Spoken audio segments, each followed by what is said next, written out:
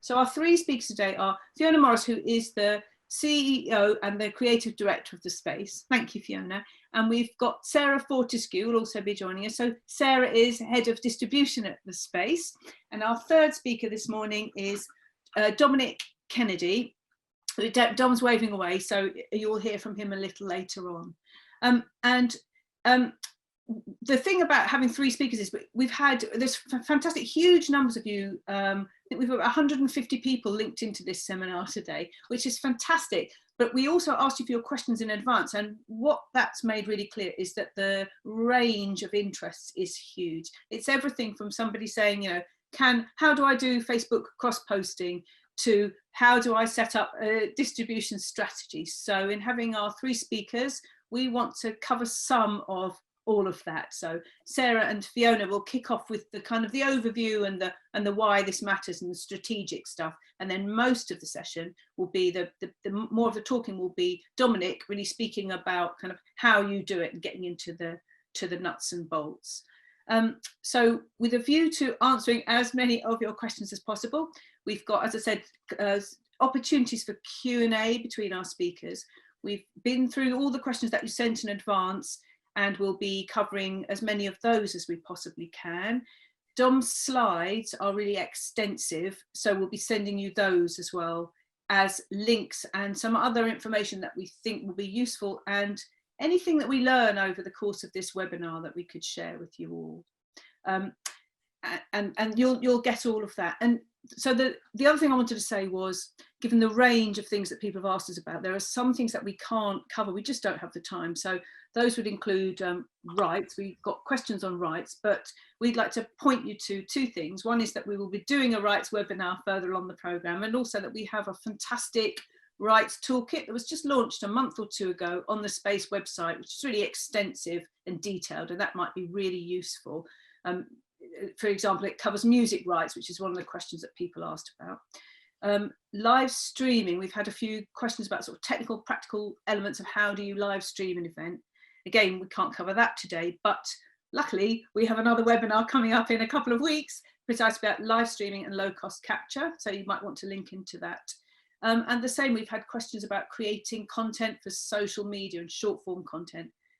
Dates still to be arranged, but we've got a webinar next month on that as well. And the other thing that we've had questions about that we can't answer is in any detail is analytics. You know, how do you sort of synthesize the data? So again, we'll send you links to other resources that might help you with some of those things. So we're really, really concentrating on the distribution, how you get your work out there today. And just before we kick off, and I'll hand to Fiona, the last thing I want to say is that we have, when you log out, you'll get an evaluation, a link to an evaluation page, which is super, super helpful in us improving and refining the webinar programme as we go on. So we would appreciate your feedback into that. Okay, so Fiona, it's over to you to introduce the space and also set the context for today. Indeed. Well, good morning, everybody. It's brilliant to have so many of you on the webinar. So thank you all for making time to be with us, and hopefully this will be useful and helpful. Some of you know about us, some of you have worked with us through our commissioning programs or through other learning events before we went completely virtual, but some of you don't. So just a very brief overview of who and what the space is and does.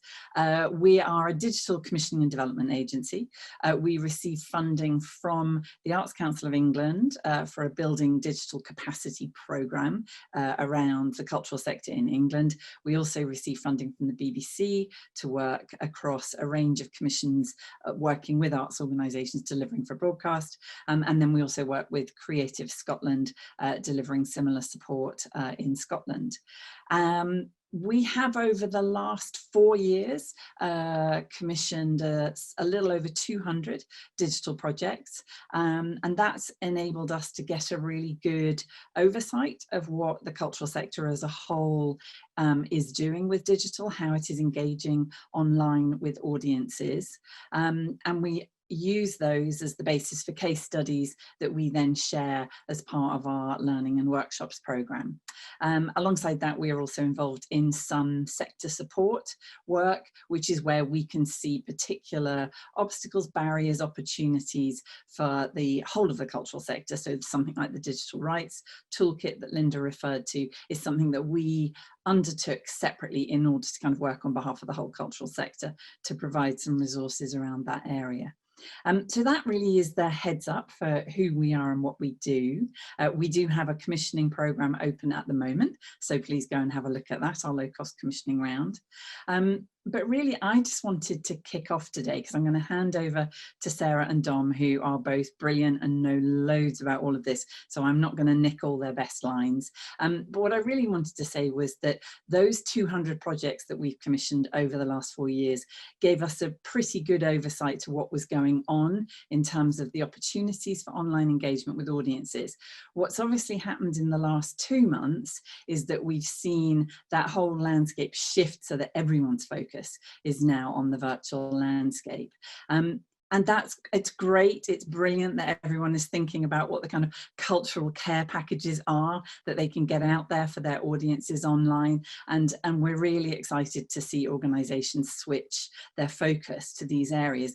But the big caveat, and I know Sarah and Dom will speak to this, is that online landscape, as you all know from your own personal usage of it, is chaotic, volatile, and overcrowded. And at this moment in time, it has never been more packed. Everything from the fake news to the COVID warnings, etc., etc.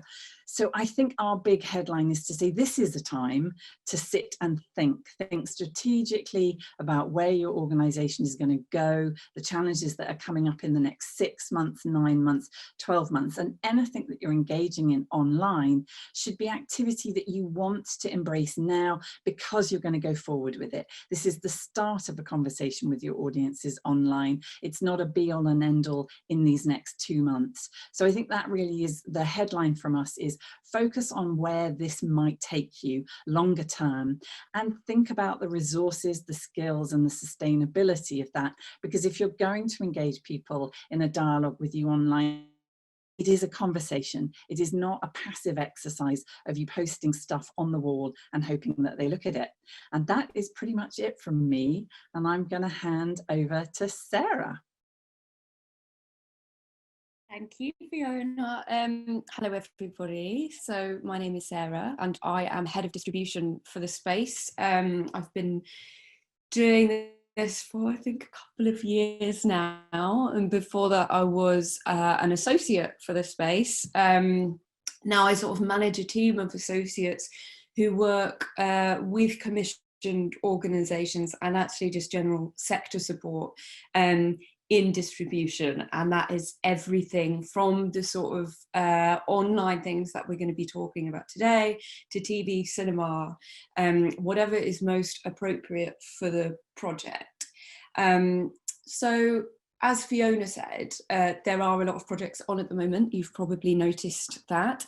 And so the main message I wanted to get across is that the thing that you should all be focusing on when distributing your work is the supporting campaign and how you're going to plan and launch that. Again, like Fiona said, just putting something out online and sort of not telling anyone about it in the same way you would with a live show probably isn't going to get the results you want. So at the best of times, you know, crisis aside, I would speak with arts organisations and artists to really stress the point that distribution is a project in and of itself. So that level of care that goes into creating a production, that needs to be replicated. The level of planning, partnership building, budgeting, all of it being upfront, that needs to be looked at. So as an example, I think it's about 3 weeks ago now, that announcement about the theatres closing, and there was a bit of general panic about pushing out content. And within that, a couple of theatres, big names, really took their time, and there was a bit of focus on like, well, I wonder what they're going to announce. But it was that process of taking their time and thinking about what was going to happen next that has really worked in their favor. So as an example, every Thursday night at the same time, the National Theatre goes live on one platform with sort of some of their older popular productions. It's got lots of views, it's got lots of fundraised income, and it's got lots of press and praise.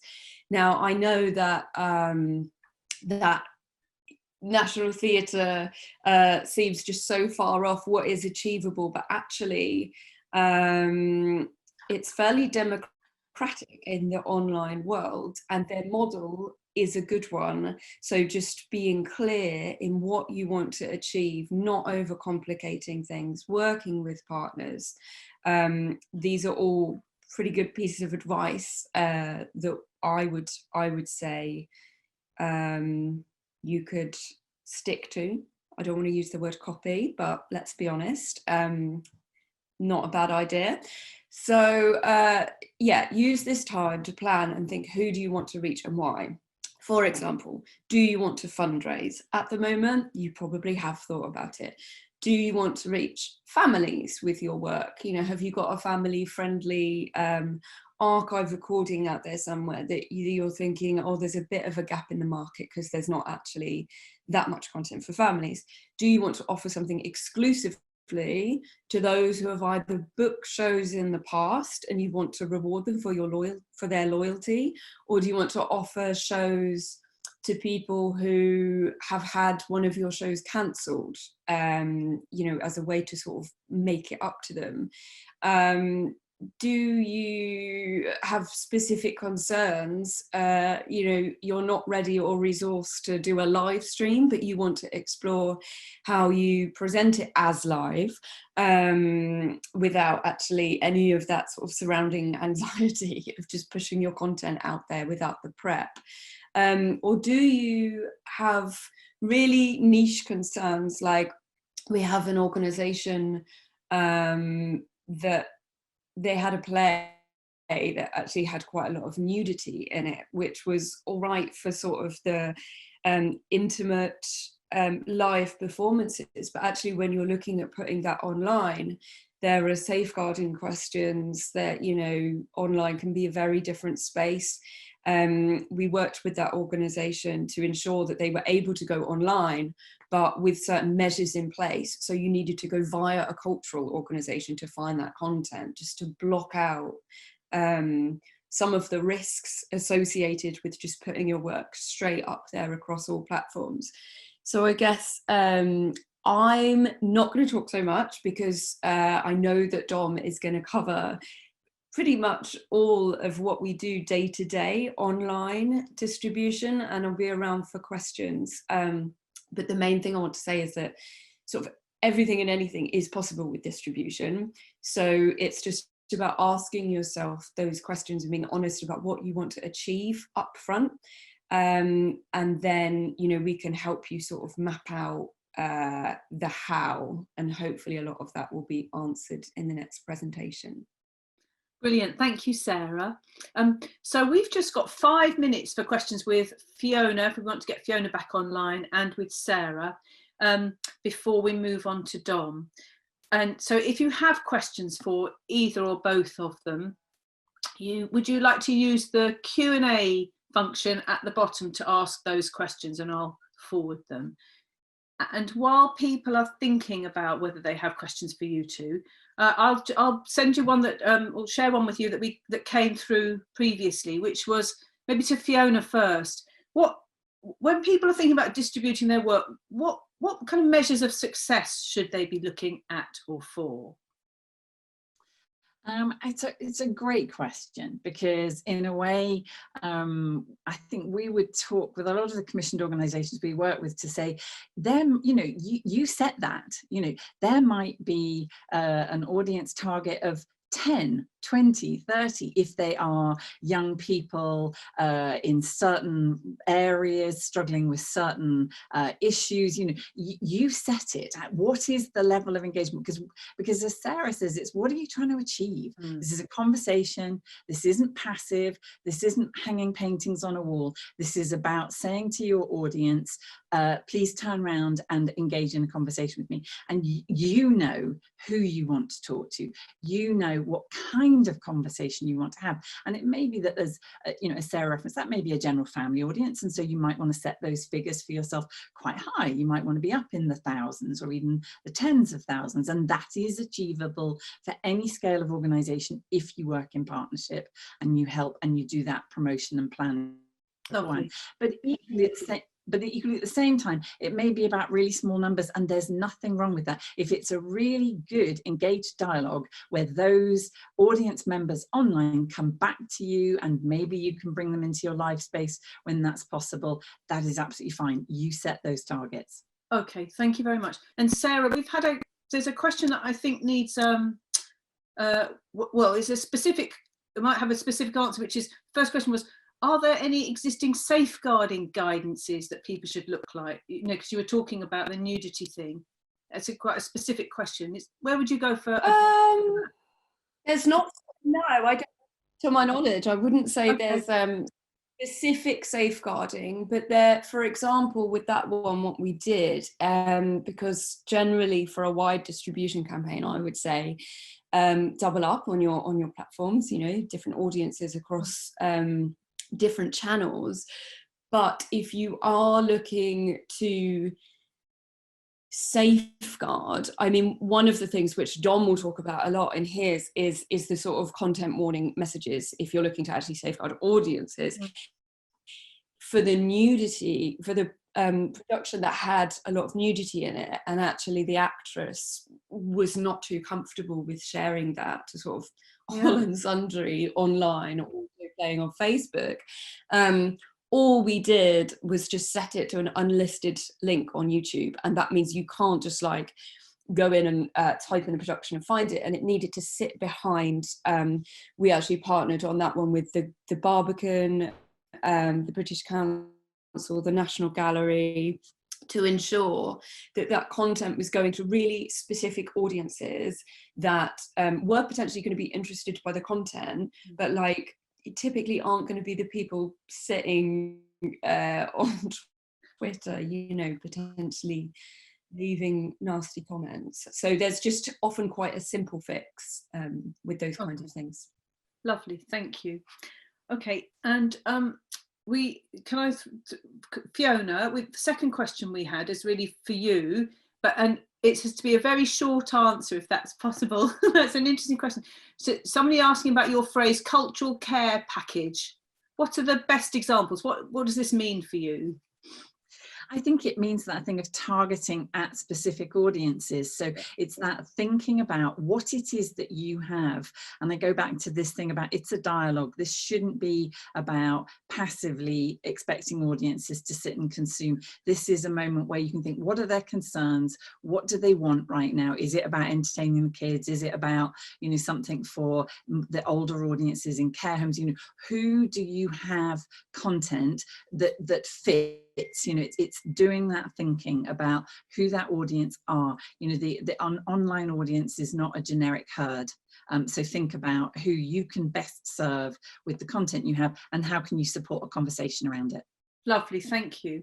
And I just want to make a note really that what we're speaking about at the moment is this thing about really understanding your audience, isn't it? And when I looked at all the questions you'd sent in advance, I'd say that was the biggest thing that came from all the participants here today. Platforms, which Dom will speak about, and really questions about how do you reach audiences, what do you know about them? So I guess we'll keep coming back to that. And over the Linda, session. can I just one quick tiny one to just add in is also, you know, it doesn't always have to be about live streaming or, you know, having some wonderful capture of an exhibition or a performance. You know, actually for lots of the museums, heritage sector out there, they've got volunteers who can no longer come into their buildings.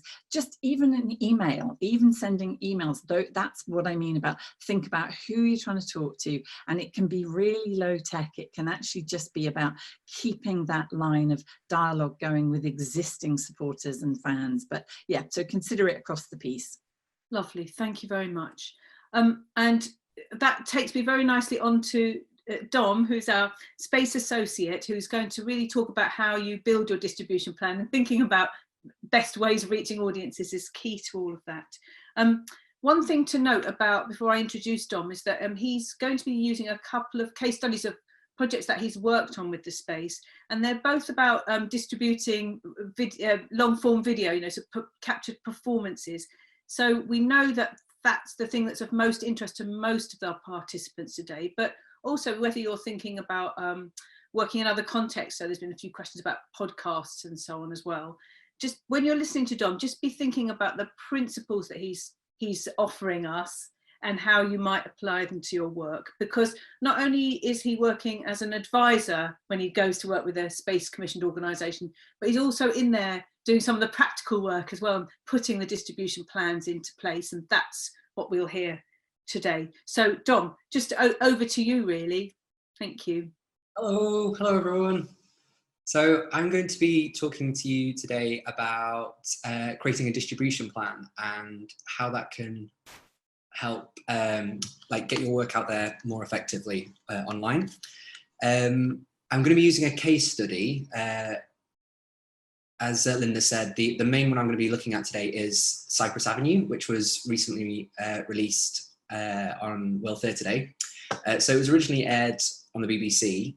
Now that was just to UK audiences. So one of the main things we wanted to focus on with Cypress Avenue was getting it to a wider global audience. Now, Cypress Avenue was quite a big budget project, but the things I'm going to be talking about today are applicable kind of across the spectrum. So you shouldn't really think that the things we talk about aren't necessarily relevant if you've got like no budget or very small budget. It should, the processes we talk about should kind of hold true throughout. So here we go. So for me, a distribution plan is essentially two documents. Firstly, and then like quite basically, it's essentially a timeline or a to-do list of everything you need to do prior to the launch. Now, this might seem like quite basic, but it can be quite a big document in that as soon as I remember, like think of something I need to worry about, I'll put it on there, and it can be up to about 6 months long, kind of 6 months into the future. What I do is I'll work backwards. Pictured is number 2, which very basically is like a list of categorized partners. A partner is what we use to kind of describe any organization that is going to help you share your work, make the reach get out further, or kind of just generally promote the content you want to get out there. So a distribution plan should answer 3 main questions. Firstly, what specific content do I need to prepare? Secondly, who's going to help me? Now we're going to look at both of these questions in part 1, then we're going to have a break, and then we're going to look at question 3. So in question 3, I'm mainly going to be looking at platforms, sorry, and kind of pros and cons between them kind of thing, and you know what might work for one, might not work for another. So what specific content do I need to prepare? Now this might seem really obvious, but a big one is, have you got the film ready? And by that I mean the final edit. Have you got the rights to it?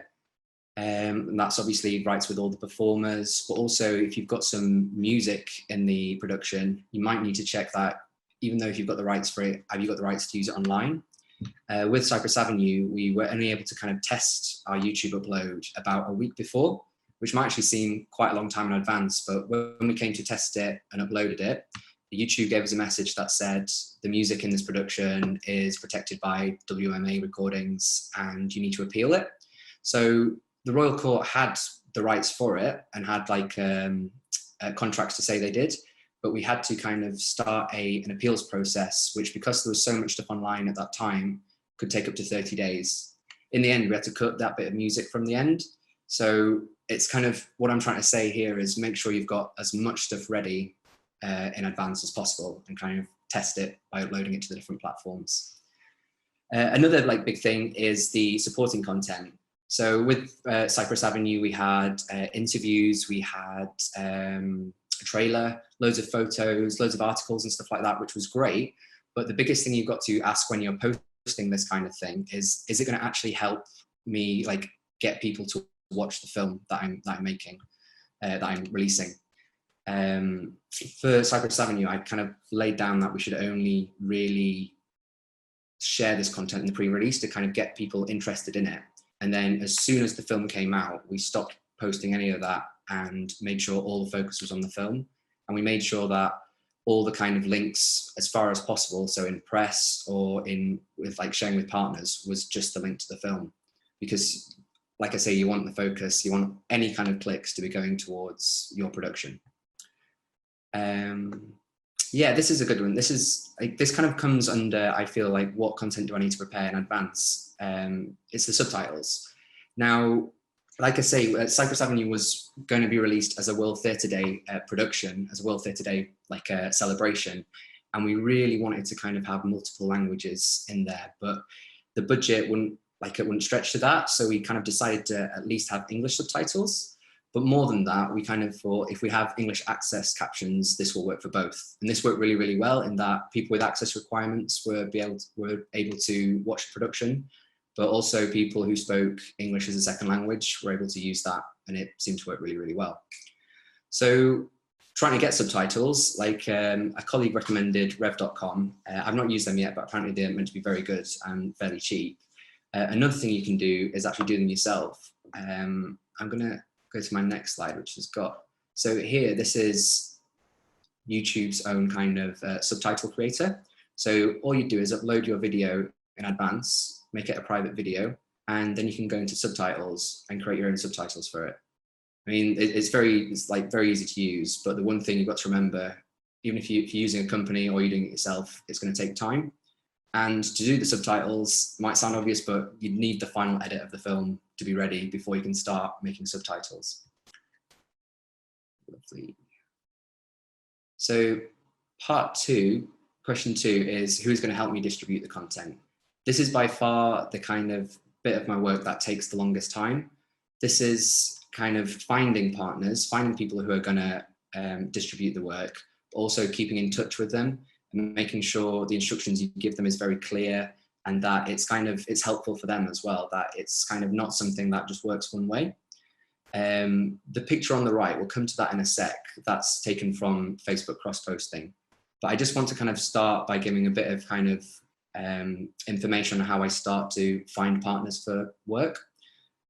So firstly, kind of start as close to the production as possible.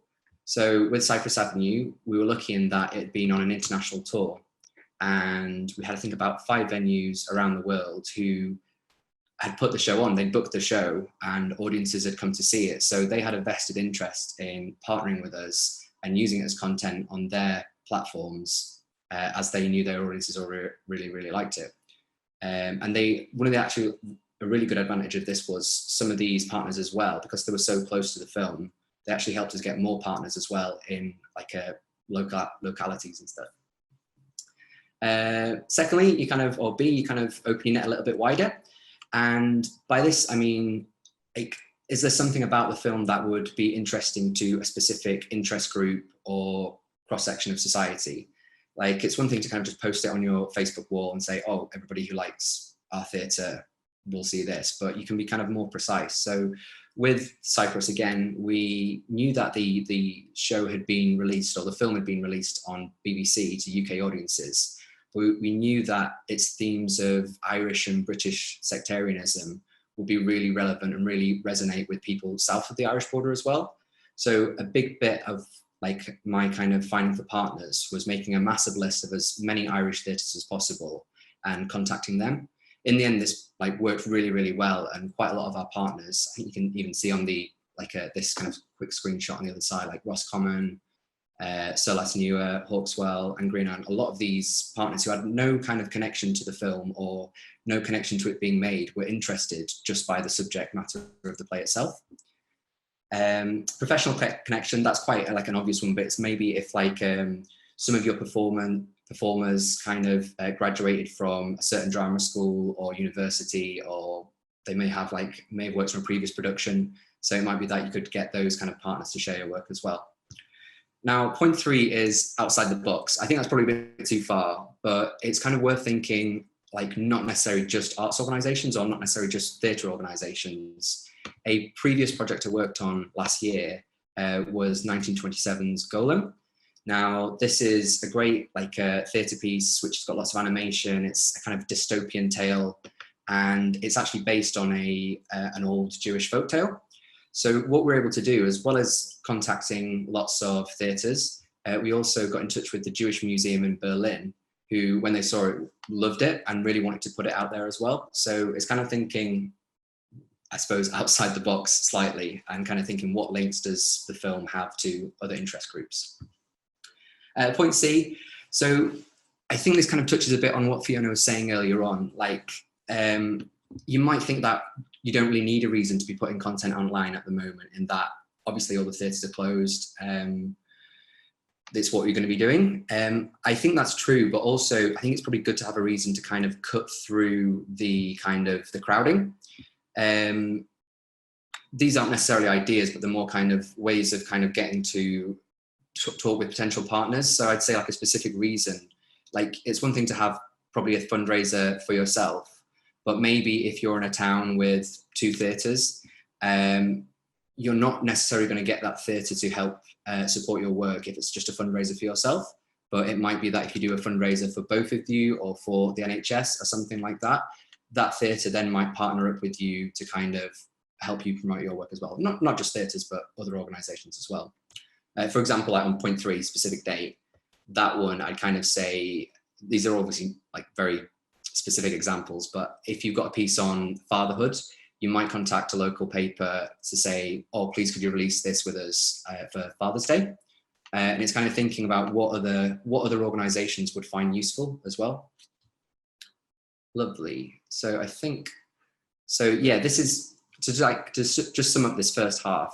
The timeline is kind of this ever evolving document that you'll need to kind of keep chalking in different stuff, but there's so much kind of things that you kind of need to prepare that I don't think you can really, like, you could prepare to do something in a month's time, but if you give yourself 6 months time, the scope of what you're able to do increases massively. Like, for example, contacting partners, you're gonna have to spend a lot of time doing that, even if it's chasing people or kind of making sure people have got the right message or people don't understand things. So I kind of make it as like a week by week activity. And then, yes, the contact list of partners. So it's thinking quite specifically who can help you maximize your reach, but also who will kind of benefit out from it as well, and what platforms these partners are using, and keeping in the list kind of helps you keep on track of who needs contacting when. Lovely, thank you. Thanks for that, Dom. So just as Dom said, we've got we thought 5 minutes for questions on that first part. Then Dom will go into more detail looking specifically at platforms. And then when he finishes the second part of his talk, after that, we're going to go to 1 o'clock with questions, which will be with Dom, and also we'll bring Sarah and Fiona back in. So there's lots of opportunity there to ask more of those questions.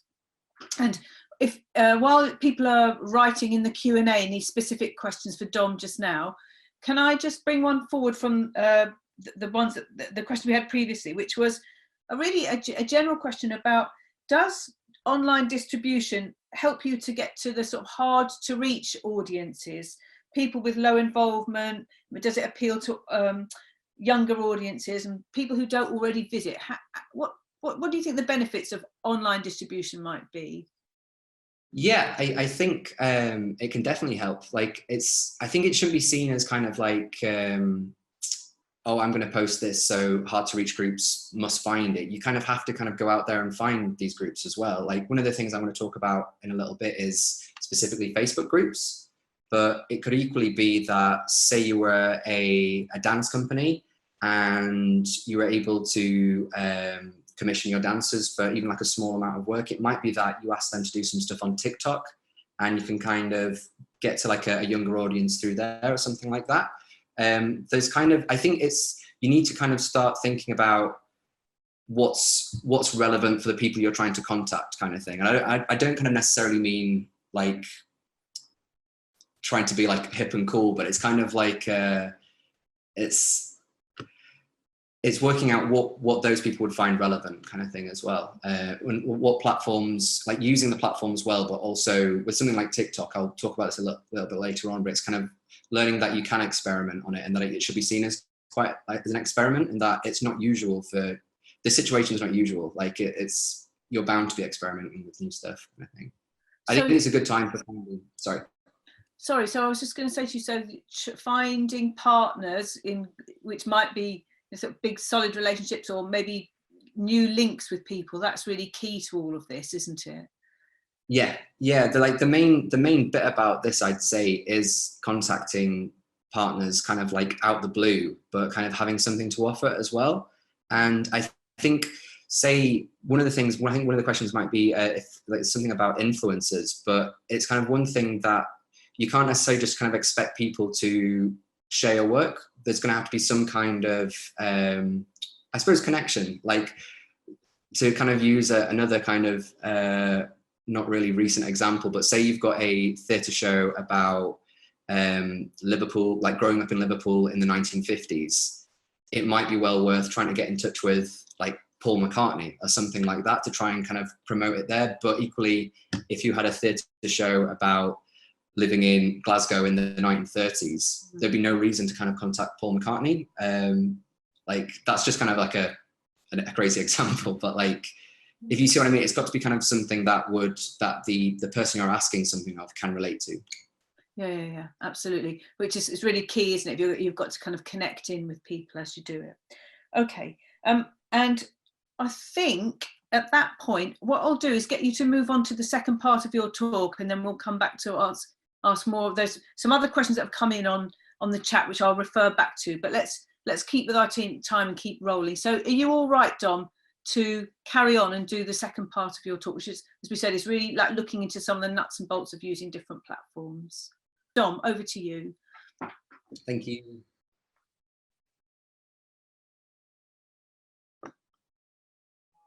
So, are we back?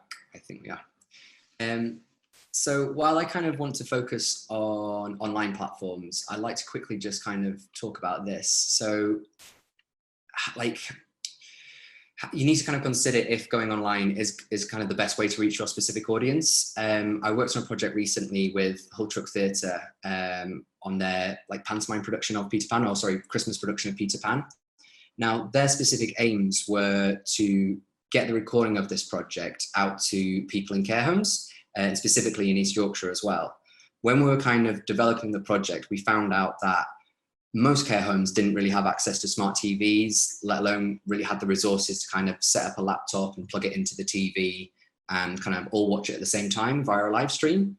So what we ended up doing with this project was actually filming the production. It went out live to a few partners, but the vast majority of stuff we did was create a DVD and then post it out to 50 care homes with surveys in and free return postage. And this actually worked much better for their aims, rather than kind of going through lots of manpower and lots of kind of effort to set up live streams in these different care homes spread all around the East Riding.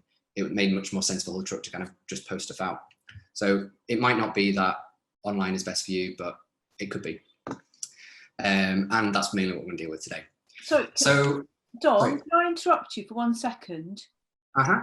Well, it was an interesting point, just because somebody also asked a question about older audiences. So this is what you're saying, isn't it? Here's one way of reaching an older audience, or, you know. Yeah, I definitely say that. Like, I think with older audiences especially, you kind of you shouldn't kind of assume that they're going to be online, or, you know, if they are online, that you know, that's the people who aren't online are probably the people who most kind of would benefit from seeing your content, kind of thing as well. Like, the DVD thing worked really well, and we're really lucky that it was to like central organizations such as care homes. But I think, you know, say if you're kind of trying to partner up with elderly people in other ways, it might be through kind of, I mean, this is not my kind of like, I haven't researched this, but maybe like church groups or history groups or kind of local interest groups such as that. Like, I think it's really important. I think DVDs is probably still a really, really good way to go on that front. I mean, I'm not saying for a minute, like all old people can't use the internet or anything like that. But I think if you've got a specific audience that doesn't use the internet, then it's a good option. Thank you. Lovely. So looking back onto online platforms, so I'd say like it's always kind of best to use multiple platforms. This is for many reasons, but like mainly it's a safety net in case one goes down. We'll talk a little bit about that in a bit further on. But also you'll have different audiences on your Facebook, YouTube, and Twitter. And it's really these three that I'm going to kind of focus on today. There is like other platforms. We talked a little bit about TikTok, and so there's like IG Live and Stories, which you might kind of think to start experimenting with. And I think that's what's good. Like I can't really talk authoritatively on these because I've not used them, but I've not used them for like professional work. But I think what's good is there isn't a lot of that going on. There's more now, but I think there's still spaces where you can experiment, and it might be things that you know, you go like, oh, we tried this didn't work, but actually this is really working very, very well. A good example of this, like this slide is, this photo is very like quite old now, but is the Washington Post, who are obviously a newspaper, but one of the early adopters of TikTok. And they've kind of used TikTok to push subscribers to their website. And it's always kind of quite interesting and fun content as well.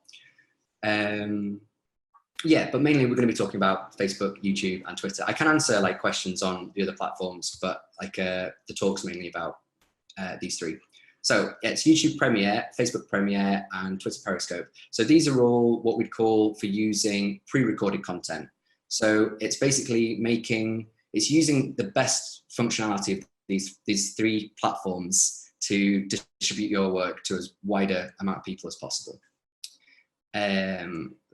First one we're going to look at is YouTube. Now, YouTube at the moment is my favorite. I'd say if you're only going to use one, or it's your first one, I'd probably go with YouTube. I'd advise experimenting with two, but if you're only going to use one, go for YouTube Premiere as well. So YouTube Premiere is a special function of YouTube that means you can upload something in advance and schedule it to be posted in about a week or 2 weeks, or less kind of time. This gives you a massive advantage in that it means you can kind of prepare and create everything else you need for your video well in advance. You can check everything works, such as the subtitles or music rights, stuff like that. Another great thing it's good for is getting a link in advance. So you can send this to all your partners. You can schedule it to go in mailing lists. You can embed it on a website. I can't remember my next slide is, but I think it's YouTube. Yeah, so this is an example of the YouTube stream of Cypress Avenue. So some of the great things about this are we've got an age restriction here. So I think we talked a bit about I think Sarah was talking about production where they want to kind of restrict views in some way. So you can restrict who watches your video if you like. Another great feature is this here. So say you don't have like an hour-long theatre piece or a 2 hour-long theatre piece. Say your content is 3 5-minute episodes of something. You can kind of get I suppose the Netflix effect here by once your film finishes, the next one is going to play. There's also a live chat as well, which is good sometimes. Say more. Another thing. Sorry? Why sometimes? Well, I think one of the things it might kind of show is that I think with a lot of these things, I'd say that depending on when you post it and how well you do, like the premiere is the first post. So that's almost like the live stream. It's not a live stream, but it's going out for the first time. Now, if you don't have many people watching it, that kind of might become apparent in the comments. Or another factor might be you might get some like negative comments. But as long as you're there kind of moderating it as well, there shouldn't really be a problem. Yeah. One other thing I want to talk about for YouTube, which is also applicable to Facebook, is that you can put a donate button on, which would go just above your profile picture, where it says like Royal Court Theatre there. So this is obviously good for companies running fundraisers at the moment. And it's, you know, we'll talk a bit more about that in a second, but it's there for anyone to kind of set up, with some exceptions. Sorry, my final point on why YouTube is great is that it can work on smart TVs as well. So you can, if you send people the link or you make it searchable, so it's not unlisted, so it can be found on YouTube, instead of people watching it on their phones or on their laptops and then getting distracted doing something else, people can actually sit down and watch it as entertainment for that evening on their TV. So I had to kind of really struggle to think of some cons for YouTube Premiere, but I mean, the biggest one for me on Cypress Avenue was the music blocking. Now, we were lucky in that it was some music right at the very end as the credits rolled, but if music is kind of dotted throughout your production, or is like maybe you've got some dialogue over the music, it will silence that bit of it, and then you need to do the 30 days to appeal. So you need to kind of bear that in mind. If you think you've got some licensed music on there, kind of do it in advance.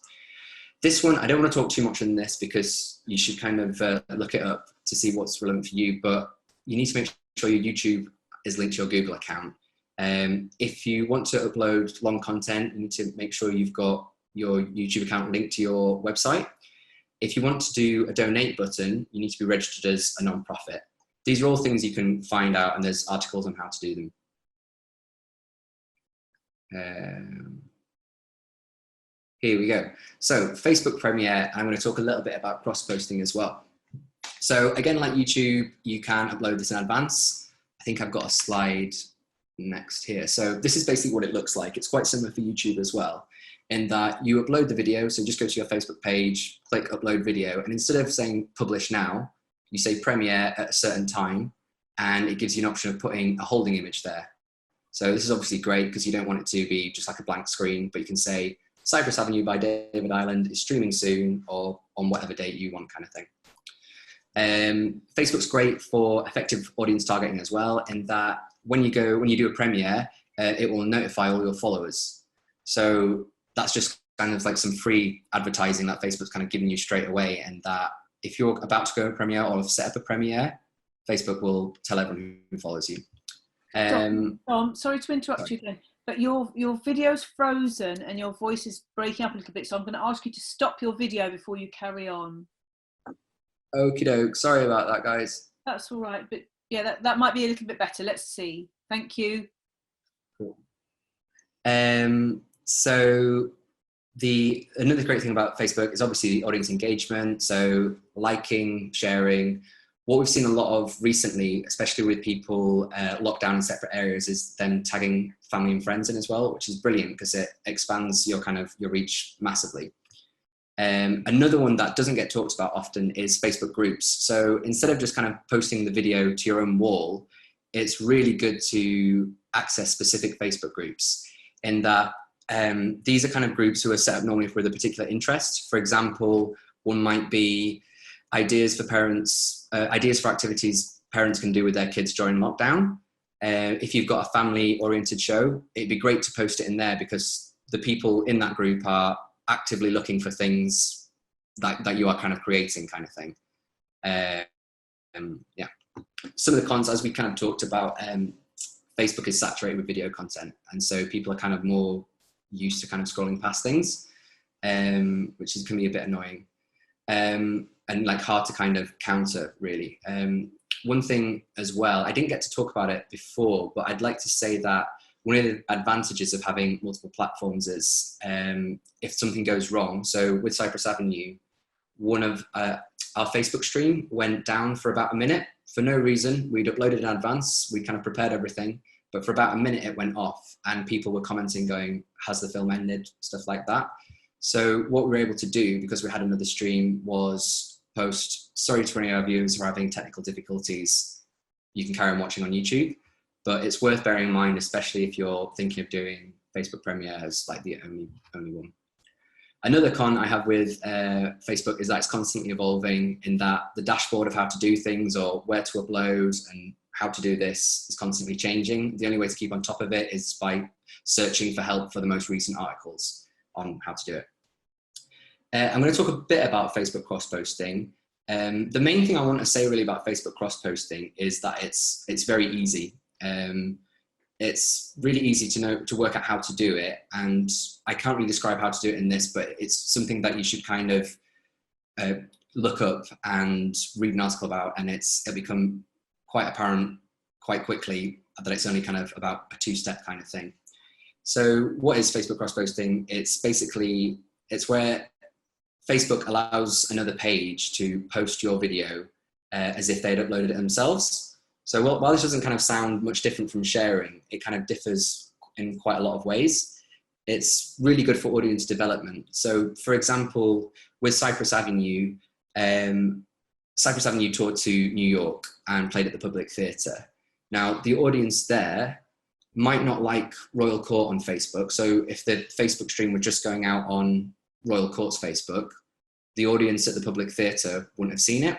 But because the Public Theatre was cross-posting with the Royal Court and it went out on their channel, the Public Theatre's New York audience, or those people who liked Public Theatre on Facebook, instantly kind of got a notification about that video coming out. And so it's a way to kind of spread your reach massively over different networks who might not necessarily be already engaged with your work or already like you on Facebook. Another great thing about Facebook cross-posting is you get to keep the stats. So even if you're a small theatre company with, say, 200 likes, but you get like a local paper with 50,000 likes to cross-post your video, you retain all the stats and all the kind of information about who watched your film from that kind of cross-posting. So it might let you know that, oh, we're actually really popular with people aged 26 to 34 or something like that. The main downfalls of Facebook cross-posting are that it's unfamiliar, and that if you're kind of talking to a partner about it who doesn't know about it, it kind of takes a little bit of effort from them to kind of go along with it. I've got a couple of slides here about how to do it, but it's basically very easy in that you go to your homepage settings and go to cross-posting on the left-hand side, which is just a bit further down. And then say if you wanted to cross-post with I think it's the Royal Shakespeare Company I've used, you'd enter their name in that page, and then this would come up. And then you click next, and you get a link, send that to their social media manager, and then you're kind of set up. All you have to make sure that is once you kind of upload the video, you allow them to share it sorry, this is a bit all over the place, on this screen. So you can then scroll down this screen and it'll say, let Royal Shakespeare Theatre Company share my video.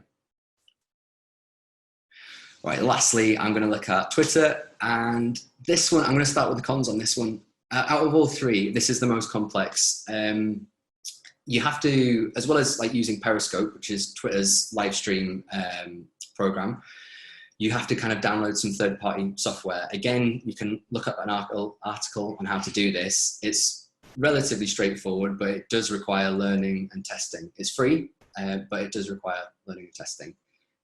The advantage of using this is that it goes out as if it was live. So Twitter gives you a moderate kind of reach boost for this, and it kind of puts it into the category of its kind of live stream content that's going out at the time. Another con with Twitter is that it is a constant flow of new information. So when we did Cypress Avenue a few weeks ago, I think we were live for about 10 minutes before Boris Johnson got announced as having COVID.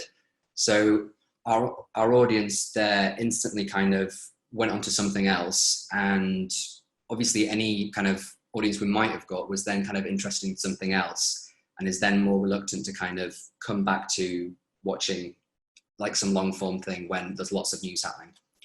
In normal times, but in other times, Twitter is great for discussion though, and it's often seen as the social realm of the arts, where if you post something up, you can generally kind of hope that if you've kind of marketed it right and got the right people commenting on it and stuff like that, you'll kind of get more, and a discussion will kind of grow from there. Just another couple of minutes, Dom. Lovely jobs. I think I'm mainly done on Twitter now. I'd say timing is important when you kind of go out, in that you don't want to release at a time when no one's going to be able to watch, but also, especially if you're using a live stream kind of function, but you should remember that live isn't the kind of be all and end all of all three of these platforms, in that the way you really get the views up is by the kind of on demand period afterwards. So the kind of live setup of Periscope, of Facebook and YouTube Premiere is more, it's more of like a marketing kind of tool. And then like with Twitter and Facebook and, well, not necessarily YouTube, but you can pin these to the top of your profile. So you kind of have like a life of it afterwards, after the live stream. Oh, so this is just very quickly Royal Court's kind of Twitter. See that it's streaming soon. Also, like, I'm sorry, I can't see your next slide yet, so it might be. I think. Can you still hear me? Yep. Okay. So one thing I'd just quickly like talk about. I think we're kind of coming to the end of this now, yeah. but was content warnings. So or kind of like if you kind of want to maybe protect your work in some way, or I think it was safeguarding. Cypress Avenue has got lots of violence and sectarian themes in it. We went down the route of making sure we had a content warning on everything. All the post partners did about it. We just made sure that was the case. I think there's probably, you could probably do more, but I think that was fair enough. We had some comments about maybe posting it later in the day, but I think the idea is that we had age restrictions on it and stuff like that as well, which worked out well. Also, the other thing about Twitter is that it's very tricky to get live captions. We're very lucky in that today. So what Royal Court did was because they'd subtitled YouTube and Facebook, they directed people who were watching on Twitter who wanted subtitles to go to there. Lovely.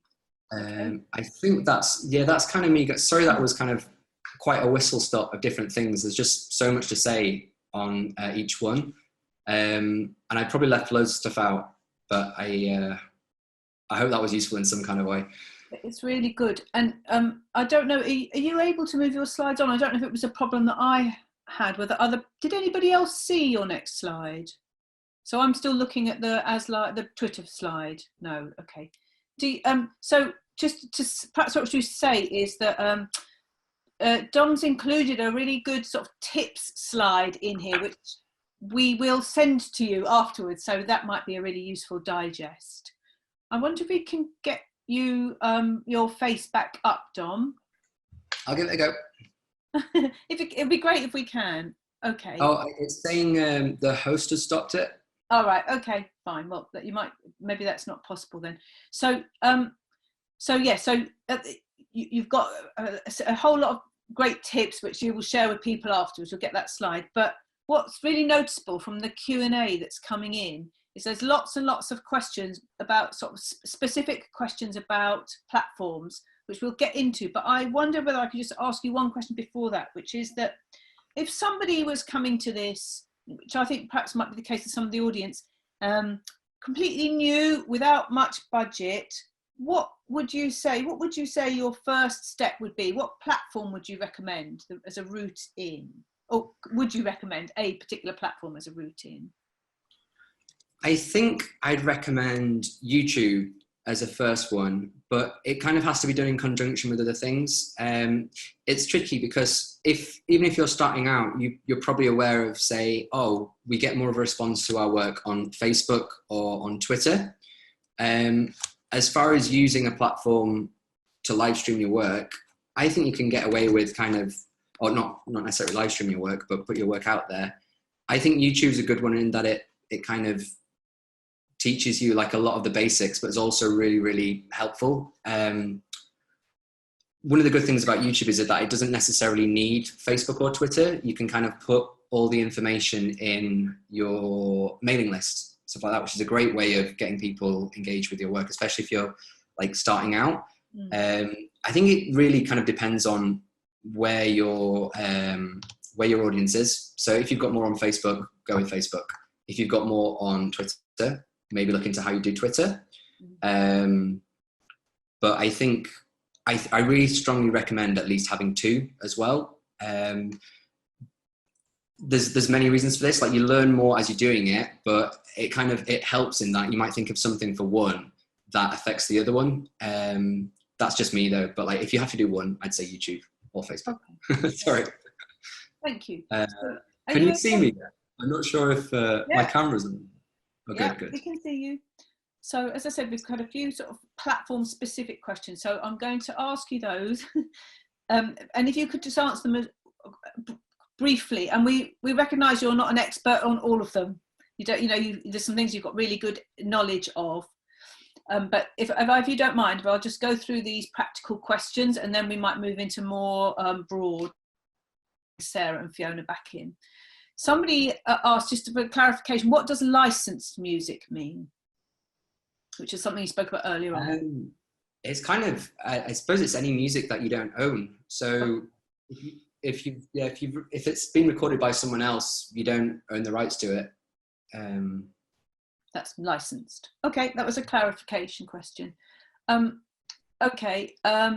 There's going these sort of specific questions on platforms. There was one about, somebody was asking about the benefits, pros and cons of Vimeo versus Patreon. What would you say about that?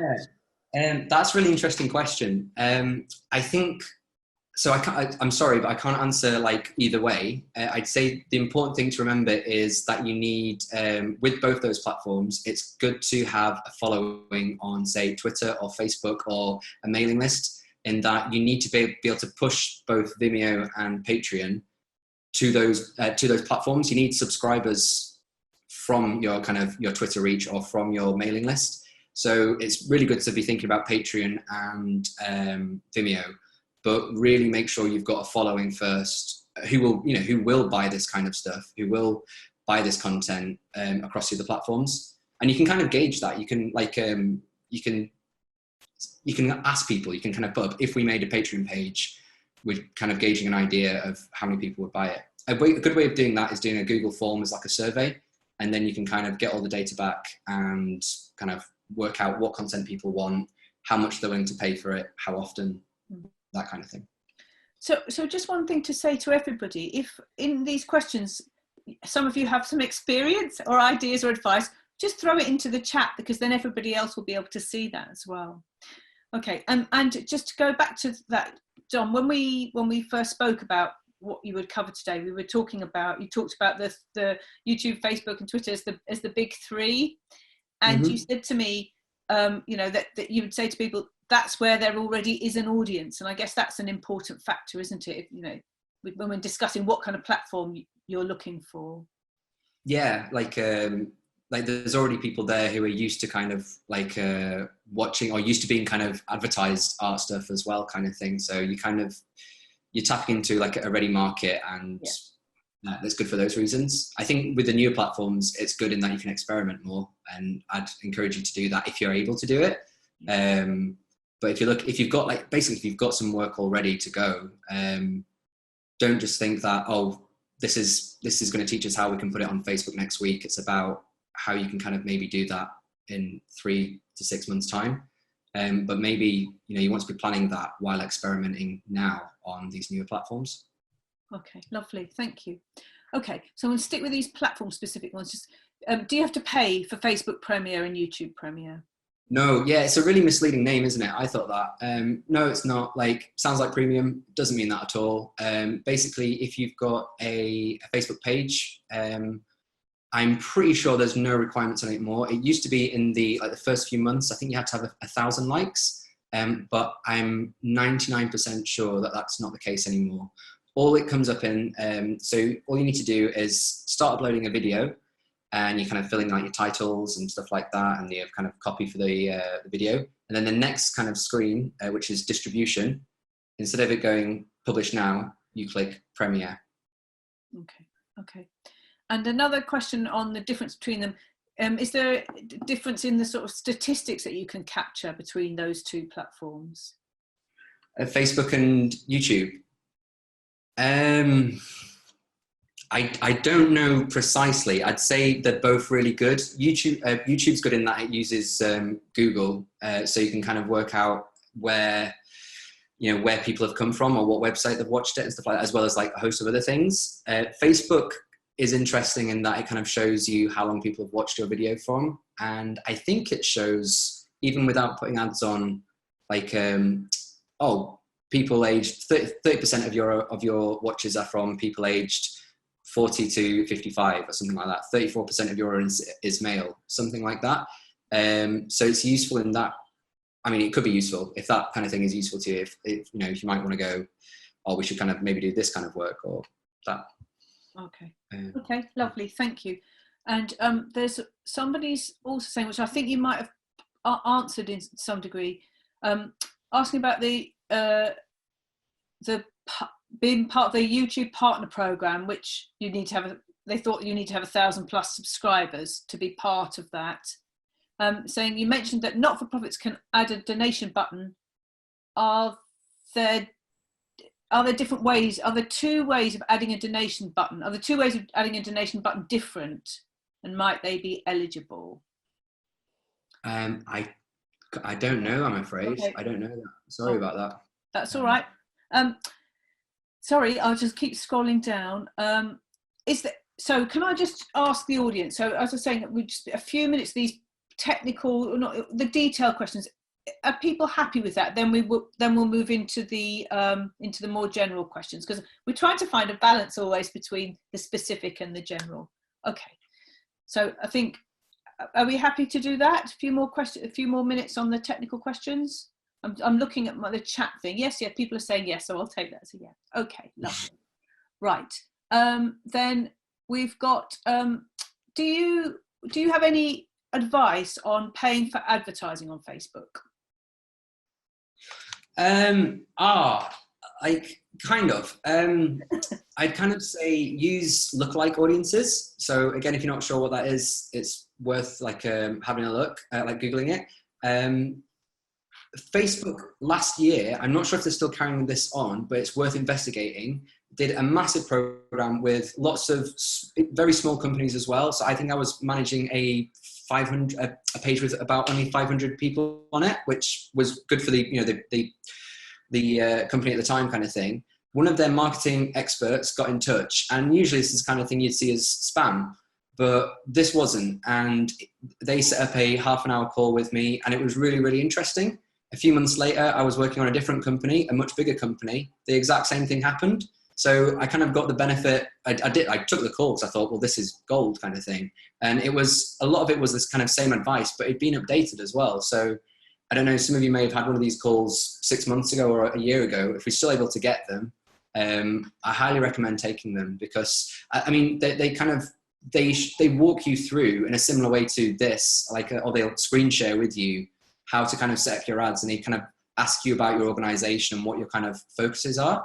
I thought it was really good. I was expecting it to be kind of someone giving me a hard sell, but it really wasn't. I don't know how to kind of find that without looking it up on Google. But it was, I think they were called Facebook Marketing Expert. But I bet if you Google that, you'll get some rubbish. So maybe try through Facebook itself, in the help in Facebook. Okay, lovely. We've had a question. Sorry, it was free as well. I just like to say that was free help from Facebook. It was completely free. Okay, lovely. There's a question about, is there any, how do you go about finding out what kinds of audiences are available on different platforms? Is there anything, if you were kind of really exploring this? Well, this is very generally, but we tend to find less young people on Facebook, and more like skewed towards like an older kind of range.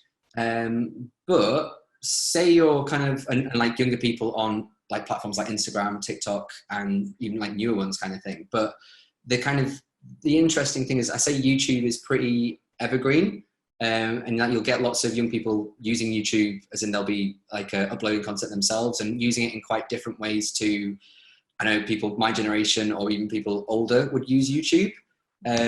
But the kind of interesting thing I'd like to talk about that on Facebook is that, say your target market is children, then you actually kind of want to be kind of targeting their parents rather than the children themselves, or if that's, hopefully that's kind of helpful.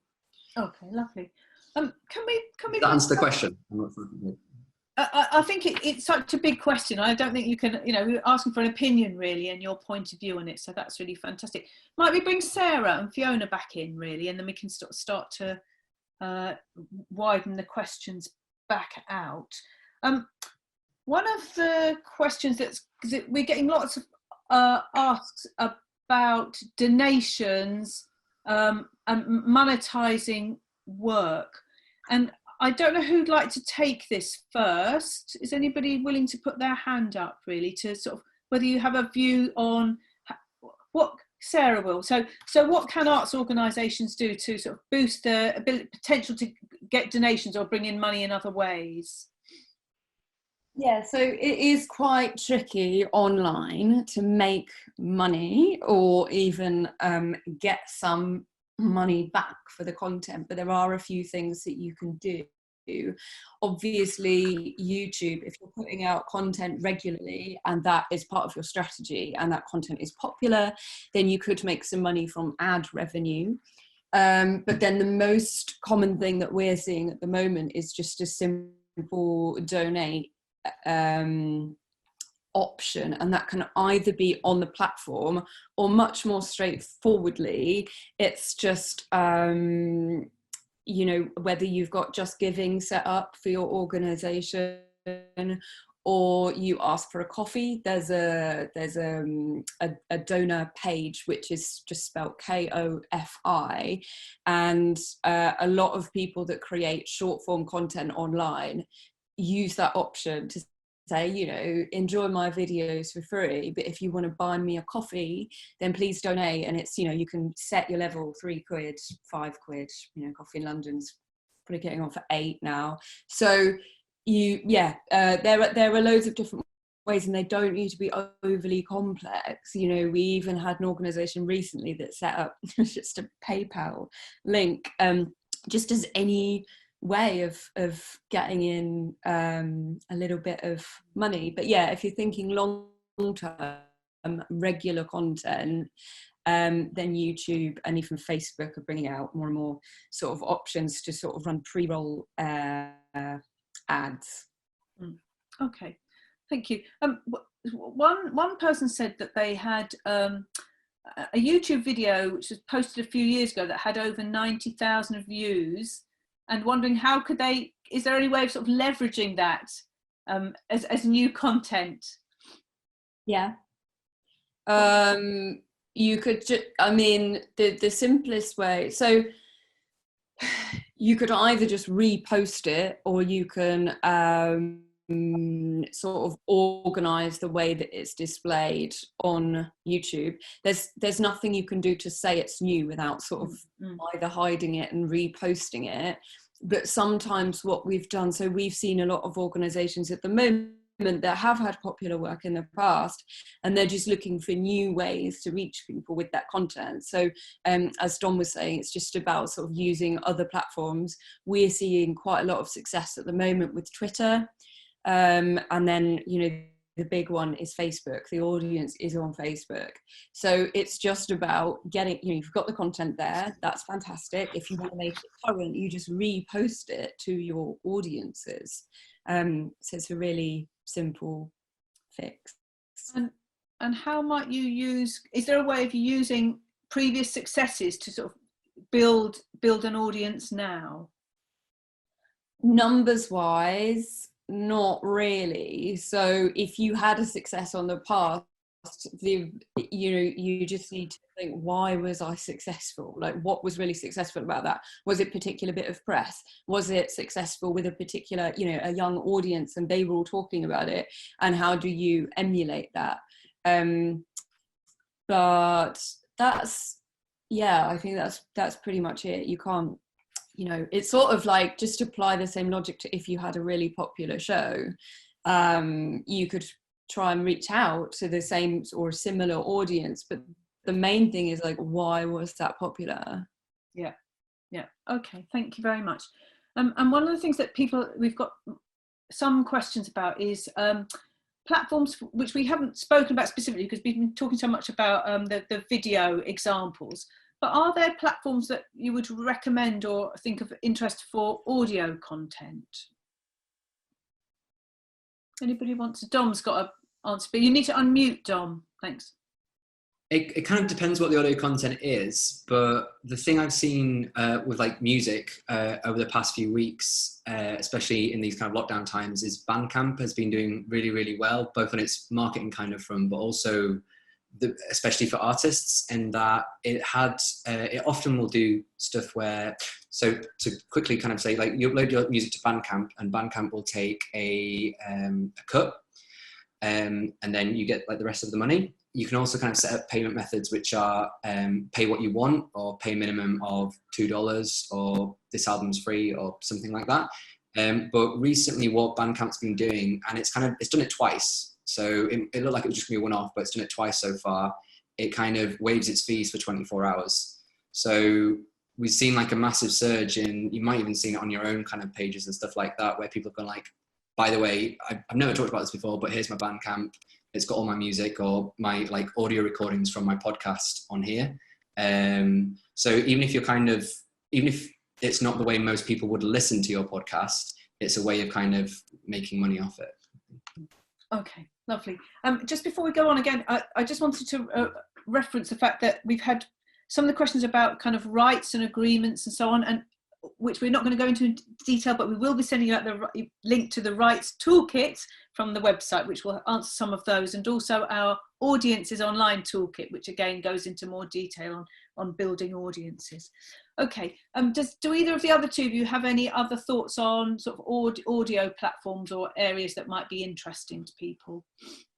Yeah, I guess if the question is relating to podcasts, and I think we've also got a toolkit for that, but it's mainly that if you're distributing work, then it goes through a sort of central host, and there's a number of hosts, and then that host will distribute your work to the different platforms. So it will distribute it to, Apple Music, Spotify, all of the top ones, and then all of the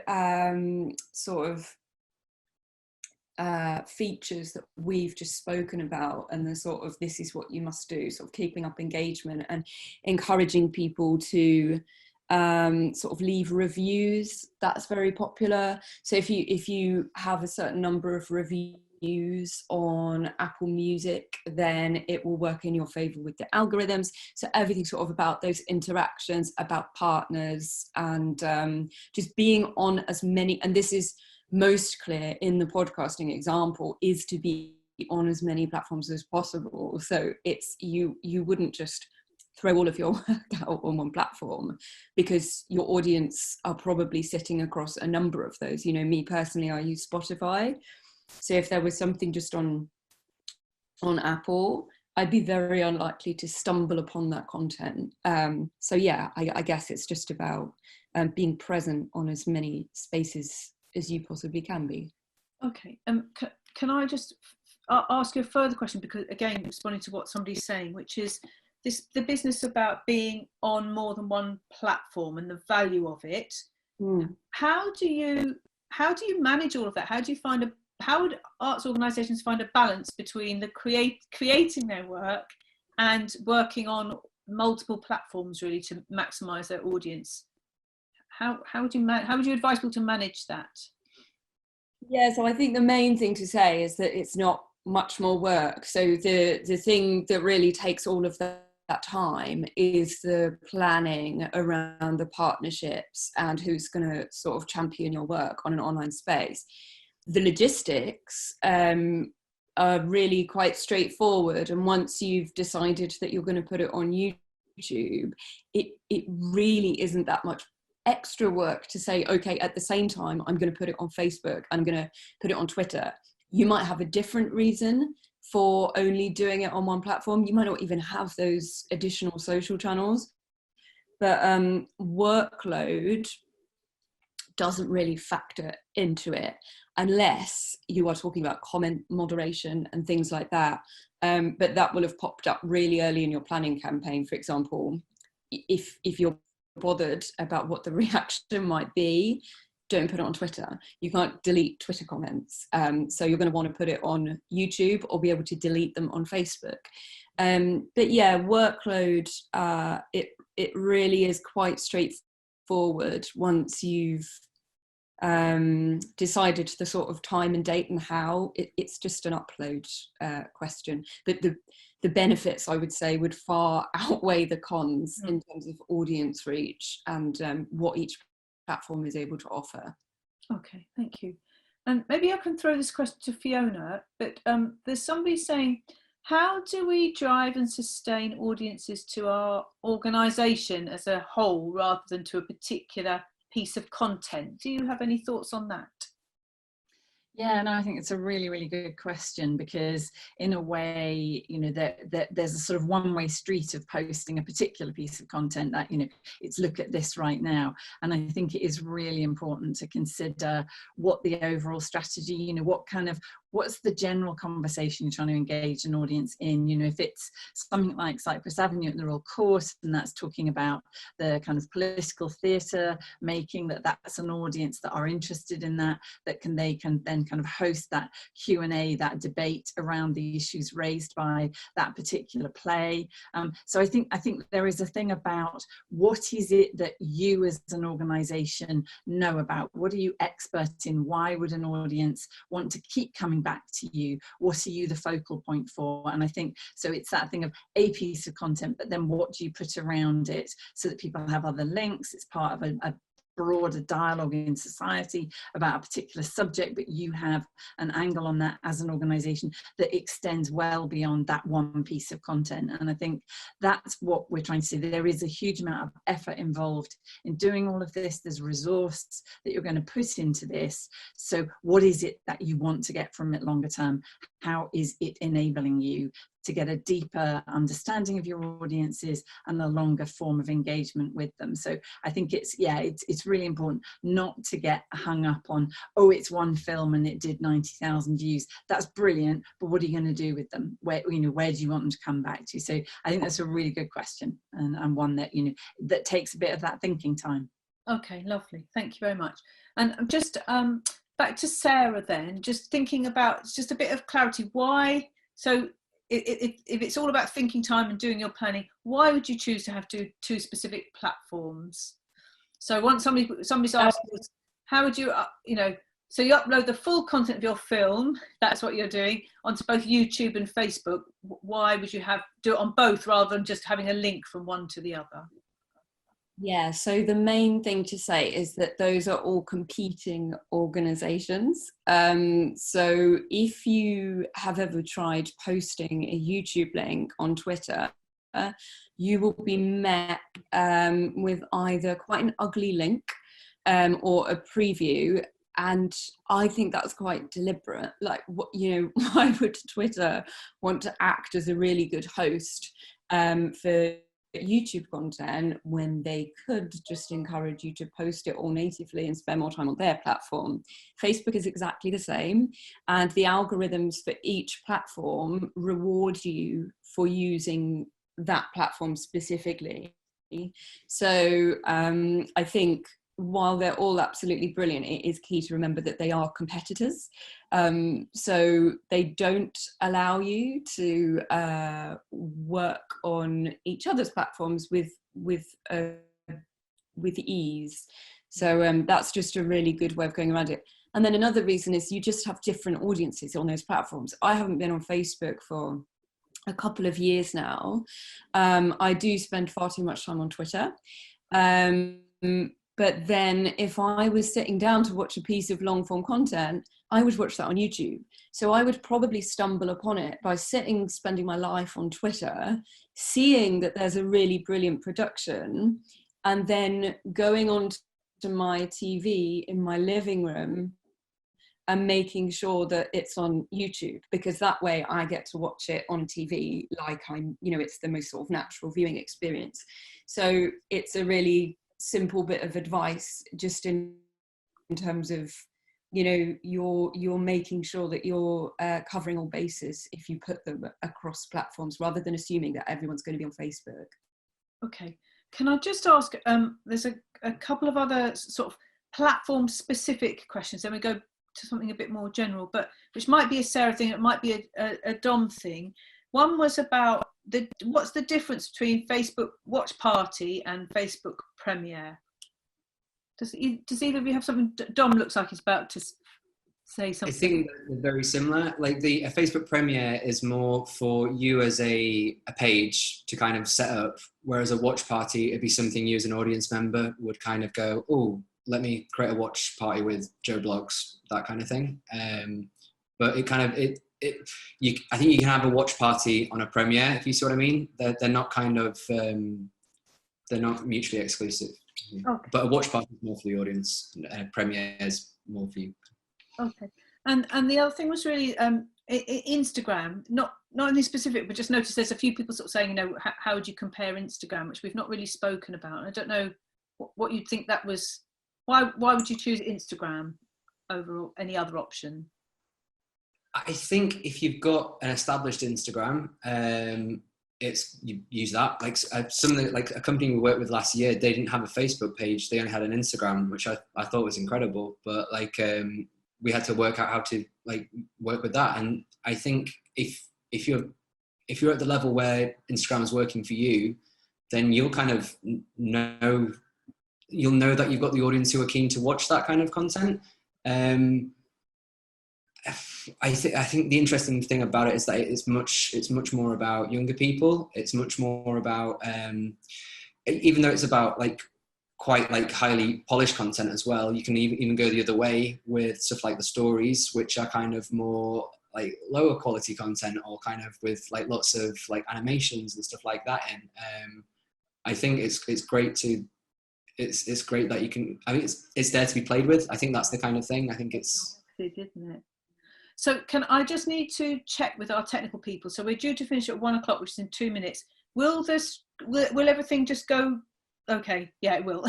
So Fiona, we just, a 1 minute answer really is, there was one question which was about. I saw it. Yeah, absolutely. I'll answer it too. I think, yes, somebody asked about whether this online posting online does kind of translate to other opportunities, future sales, kind of other work. Yes, it does, because if you just think about the numbers, if you post content online and it is well marketed and promoted, the sheer volume of eyeballs on your content is exponentially enormous in relationship to the numbers of people that come to you in a live context. And yet, absolutely inevitably, you only need a 5% conversion rate of people bothering to look up and see you and buy a ticket or come and engage with you in another way. And absolutely all the evidence is there to say it's great. The more profile you have, but my big point would be make it profile as an organization. It's not just about a single piece of content. It's about you as an organization and your sustainable future. But yeah, absolutely, it will work. Lovely.